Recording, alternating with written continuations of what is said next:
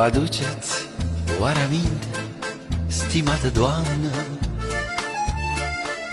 Câți ani au trecut de când zorii în geam ne trezesc? Eram doar tu și eu și vântul de toamnă,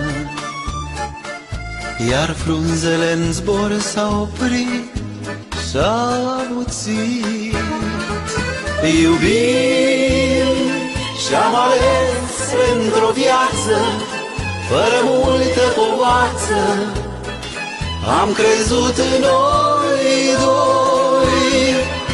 Iubim fără multe cuvinte și la fel ca înainte, suntem tot amândoi.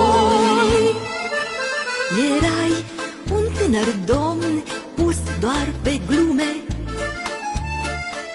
dar cine să știe de atunci că vom fi doi. Acum trecutau ani și strângem albume despre copii, prieteni dragi și despre noi. Iubim și-am ales pentru-o viață, fără multă povață, am crezut în noi doi. Iubim fără multe cuvinte și la fel ca înainte, suntem tot amândoi.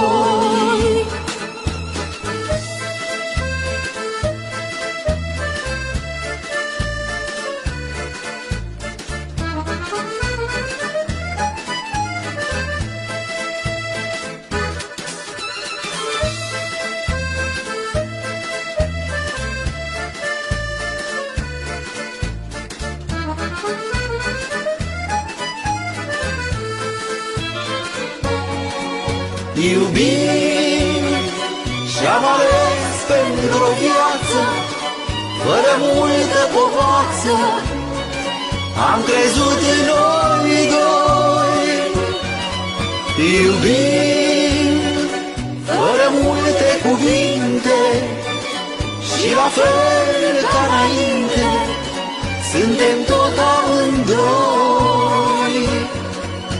Iubim și-am ales pentru-o viață, fără multe povață, am crezut în noi doi.